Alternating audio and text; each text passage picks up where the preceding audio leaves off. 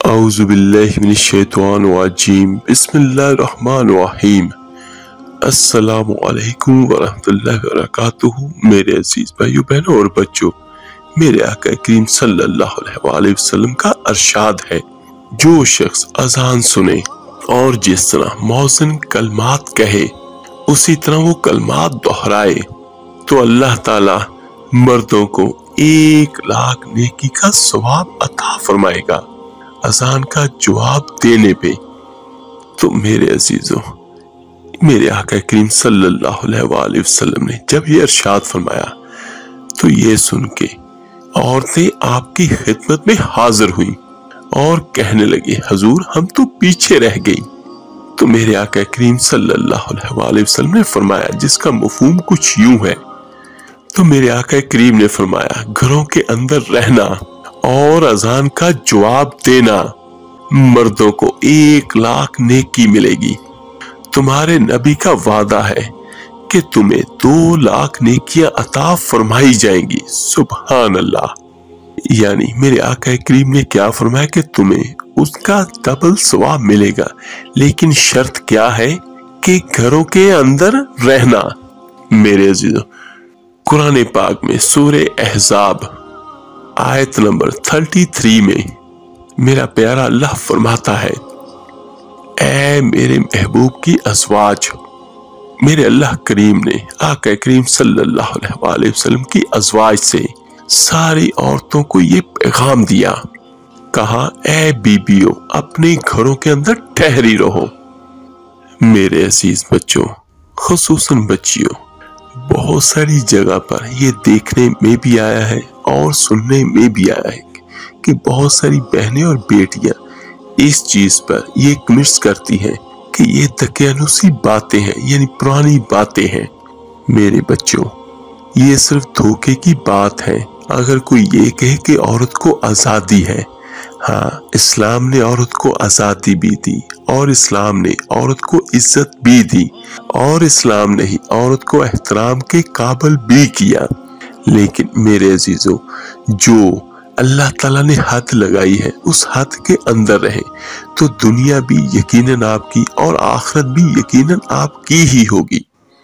میرے آقا کریم صلی اللہ علیہ وآلہ وسلم نے عورت کو جو حق دیا وہ عزت والا حق دیا ہے، اور میرے آقا کریم صلی اللہ علیہ وآلہ وسلم نے عورت کو جو حقوق دیے وہ وقار والے ہیں۔ اور ایک بات یاد رکھیے گا کہ جو عورت گھر کے اندر رہتی ہے وہ محفوظ ہے اور باوقار ہے۔ اور ایک بات ہمیشہ یاد رکھیے گا میرے عزیز بچوں، اللہ تعالیٰ نے جو بھی احکام ہمیں دیے ہیں، جو بھی آقا کریم صلی اللہ علیہ وآلہ وسلم کی زبان اقدس سے جاری ہوئے وہ ہمارے اپنے لیے فائدہ مند ہے، اور جو اسلام میں آ گیا وہ ہو گیا۔ میرے آقا کریم صلی اللہ علیہ وآلہ وسلم کا پیارا شہر، پیارا مدینہ، اس کا ایک بڑا دل پہ اثر کرنے والا واقعہ میں آپ کو بیان کرتا ہوں کہ ایک صحابی رسول صلی اللہ علیہ وآلہ وسلم جہاد کے لیے جنگ پر گئے اور جاتے ہوئے اپنی بیوی سے کہہ کر گئے کہ میں جا رہا ہوں لیکن تم میری اجازت کے بغیر گھر سے نہیں نکلنا، اور یہ بات حدیث میں موجود ہے۔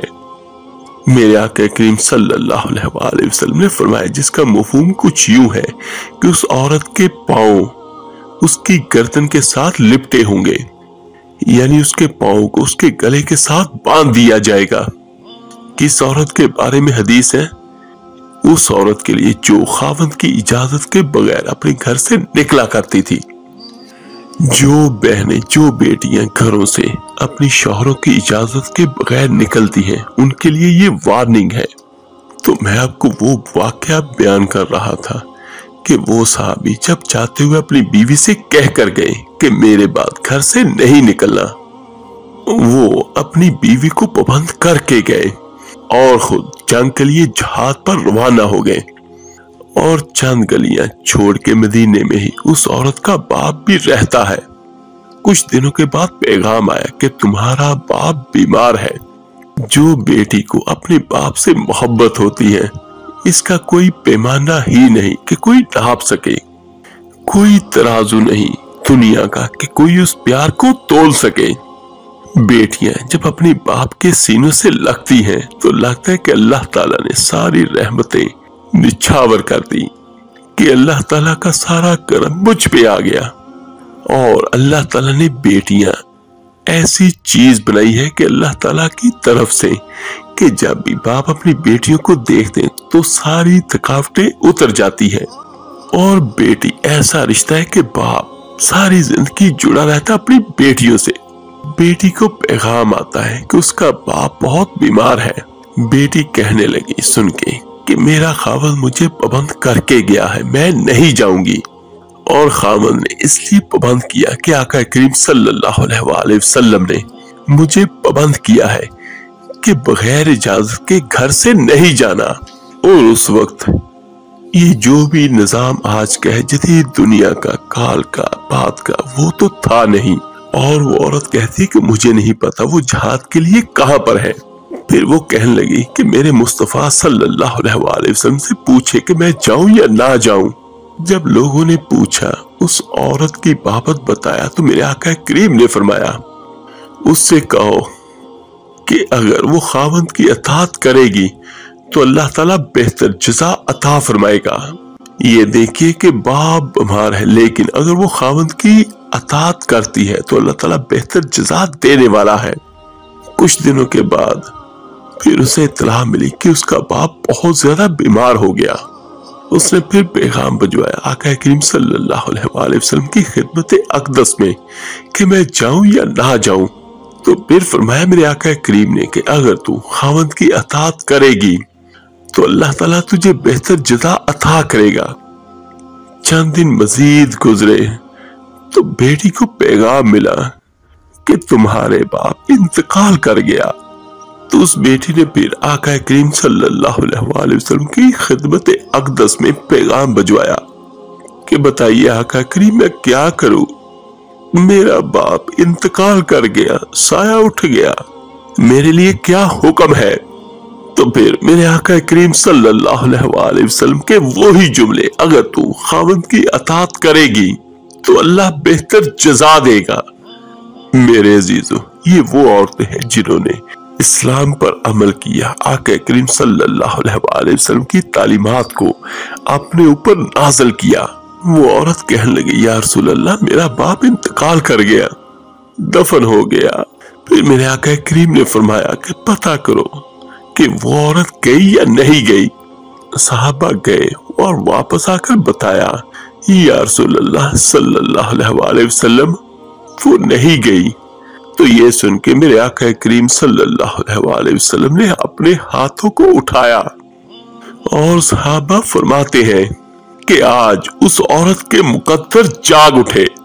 चंद आंसू आका करीम सल्लल्लाहु अलैहि वसल्लम की आंखों से गिरे और उसके बाद आका करीम ने अपने दोनों हाथों को अपने चेहरे पर फेरा और कहने लगे जाओ और उसे जाकर खुशखबरी दे दो, तूने अपने खावंद की इताअत की है।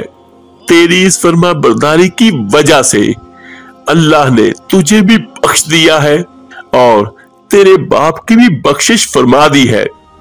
कि मेरे अजीजों, ये उस औरत को अल्लाह ताला की तरफ से इनाम मिला कि उसने अपने शौहर की अताअत की। मेरे अजीजों, इस्लाम ने जो औरत को इज्जत दी है न उससे पहले कभी उसे मिली थी और न क़यामत तक उसे ऐसी इज्जत दोबारा मिलेगी। हमारे आका करीम सल्लल्लाहु अलैहि वसल्लम के तशरीफ आवरी से पहले बेटी का बाप होना लोग आर का बाइस समझते थे, गुनाह और जुर्म समझते थे। मेरे आका करीम सल्लल्लाहु अलैहि वसल्लम ने इरशाद फरमाया जिसकी 4 बेटियां हो या 4 बहनें जिसके जिम्मे लग जाए वो उन्हें पढ़ाए, अच्छा अदब सिखाए और इज्जत के साथ उनको रुखसत कर दे।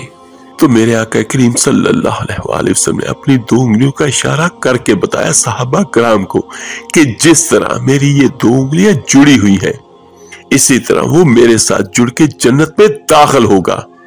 تو ایک صحابی نے عرض کی حضور اگر بیٹیاں 4 نہ ہو 3 ہو تو فرمایا میرے آقا کریم نے کہ اللہ پھر بھی یہی درجہ عطا کرے گا۔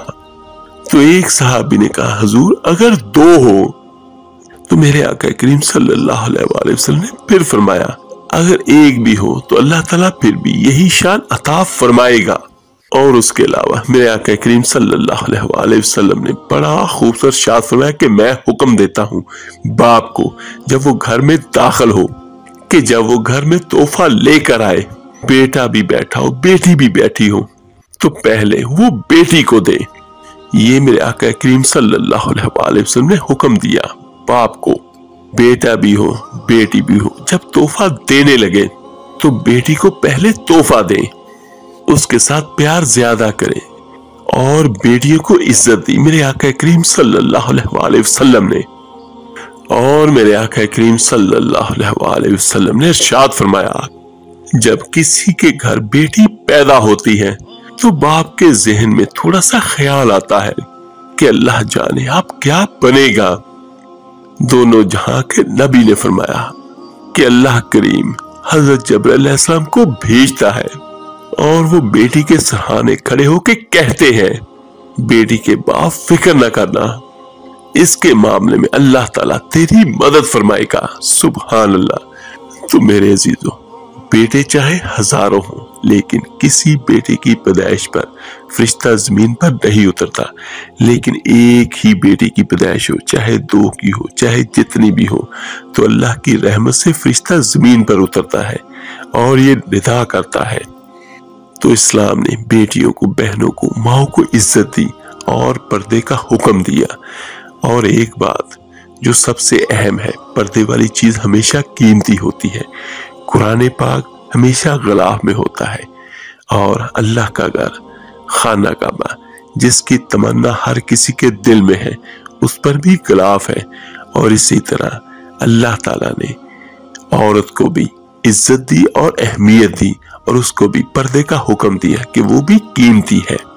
اللہ تعالیٰ سے دعا ہے اللہ تعالیٰ سبھی بھائیوں، سبھی بہنوں، سبھی ماؤں کو اسلام پر چلنے کی توفیق عطا فرمائے اور صحیح معنوں میں پردہ کرنے کی بھی توفیق عطا فرمائے۔ آمین ثم آمین۔ آپ میرے لیے دعا کیجیے گا، میں آپ سب کے لیے ضرور دعا کروں گا۔ اس ویڈیو کو لائک اور شیئر ضرور کیجیے گا صدقہ جاریہ سمجھ کر۔ تو ملتے ہیں جلدی انشاءاللہ تعالیٰ ایک نئی وظیفے عمل کے ساتھ۔ اپنا بہت بہت خیال رکھیے گا۔ اللہ حافظ۔